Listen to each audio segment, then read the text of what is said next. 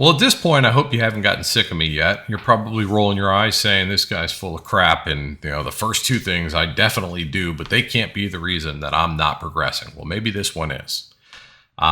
This one's really, really important for the new people. This is going to be bullet point number 3 of the 5 that we're going to talk about by the end. And this one is going to revolve around position size. Now, before we get into that, if you haven't watched the indicators video, well, you can go check that out over here. And if you haven't watched the original video that tells you everything we're going to talk about, you can find that one over here. Go watch those first and then come back and watch these. If you happen to jump into the middle, there's really no particular order except for the last video, which we cover a lack of confidence. That is one of the reasons you're struggling as a day trader, and it's a very common one. But before we get into that, we're going to talk position size. Now, most people play a position size that's completely too big for their account. And quite frankly, the account size should mean nothing when you're learning how to trade. Nothing. I don't care if you have a $1,000 account, a $100 account, a $500 account, or a $500,000 account.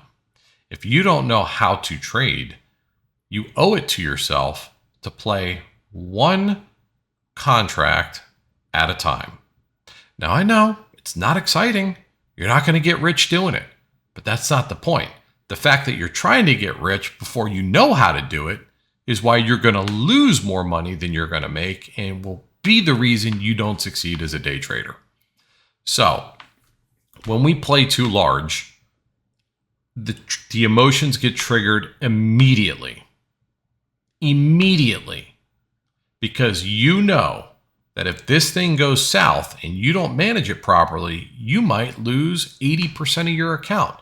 And trust me, there are people out there that play 50, 60, 70, 80% of their account on a given trade as if that's not going to affect the way they react, especially if that trade starts to go against them. Okay? Now, depending on your trading style, which shouldn't change until you've learned how to be consistently winning as a trader anyway, then position size becomes a different topic, right? Now, I play what I consider to be a relatively large position size, which is 5 SPX contracts, but I do that because I would rather spend more on my trade so that I can trade my position size for time in the market, right? So because I'm playing a larger position size, I can make the money I need to make to pay my bills in a shorter period of time in the market. But I didn't start there. I started with single SPY contracts until I developed a trade plan that allowed me to have the confidence that it works and that I can do this. And then I started to scale up, and even then I scaled up responsibly. My rule of thumb is 1 contract per every $1,000 in your account. Now, when things are volatile and the market's going crazy, kind of like it is of late, that 1 contract could be 10, 15, or even 20% of your account if you have a $1,000 account, right? Some of these contracts are $100, $200. Hell, sometimes SPY contracts are even $300. And I'm talking about what I play as the first strike out of the money. But aside from all that, position size is everything. Because if you're playing with an amount of money that doesn't make you emotional, you're more likely to follow your trade plan, which is the next video you're going to be watching in this series. Okay? And it's super important. Money makes us do funny things. Okay? It makes us do funny things. When we get into a trade that costs a lot, and it works out for us, the numbers come quickly. When we get to big numbers fast, and a lot of times, not that it's really a bad thing, I mean, I guess it kind of could be, is that you will panic sell even though you're in profit. Because you started off saying, man, this was expensive, and I know I probably shouldn't be playing this position size, and it starts going for you. The plan goes right out the window. The number of people that sell their winning trades too soon it's really, really high. I do it all the time, but it's usually because I've hit my profit target or the line that I expected the trade to go to. Now I'm trying to get better at that as a trader, which is my next level of progression. And I've gotten very good at it at this point, but I still struggle with it. I leave a lot of money on the table all the time. But that's not the point. The point is that if you play a position size too large, you're likely to panic, good or bad, and it becomes a problem, right? You get frustrated, especially after you get out of a winning trade and then you watch it run up another $2, $3, $4, right? Frustration sets in. And what do you think that causes? FOMO. And FOMO is going to get you into a trade that you end up buying the top of that run. How many times have you done it? Don't believe me. Just think about it in your own trading. How many times have you literally bought the top of a move because of FOMO, only to watch the thing roll over and go straight to hell and take all your money? I've done it. I've watched hundreds of people do it, thousands maybe. But the fact is, if you're playing a responsible position size, even if that trade went to zero, you'll still have money left in your account. It's not going to be make you an emotional wreck where you just want to throw your hands up and start gambling or quitting or crying or cursing or whatever the case.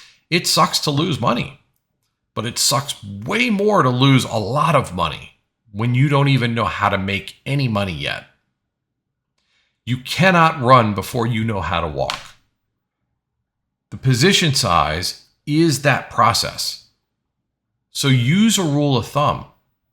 Try a single SPY contract or a single Qs contract or a single futures contract if that's what you're doing until you grow your account. Be responsible with it. Because if you're not responsible with it, the stock market will humble you and take your lunch money all at the same time and then kick you while you're laying there on the ground, laughing at you the whole time. This is not a place for a lack of discipline, and it's not a place for emotion. But unfortunately, there's no way you're ever going to trade without emotion. So do everything you can to minimize the amount of emotions that you're going to be dealing with in these trades. Size down.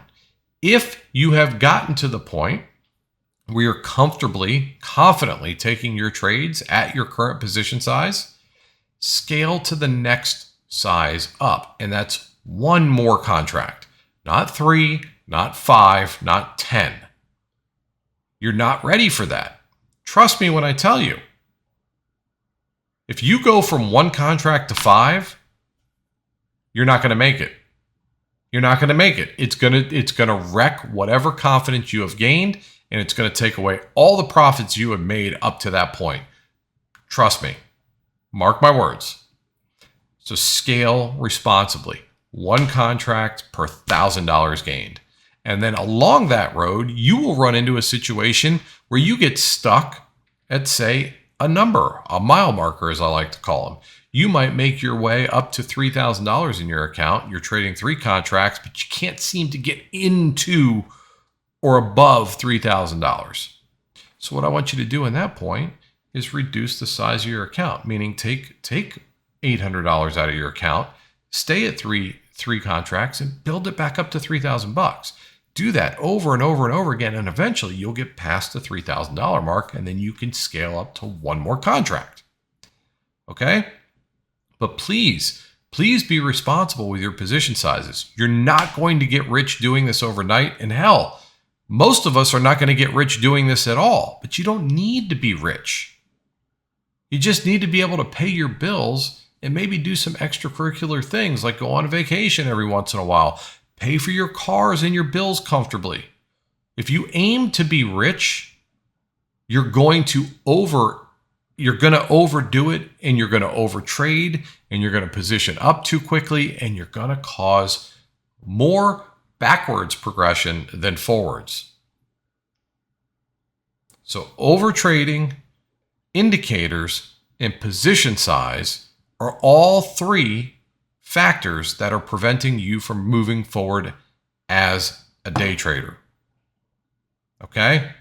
So the next one we're going to talk about is a lack of a trade plan, which is way more common than it should be, and it's understandable for new traders, But everything that you do in the stock market should always have a plan, and we're going to talk about that in the next video. So I'll see you guys over there. Watch the other ones leading up to this one though, okay? Thanks for watching. I love you. See you.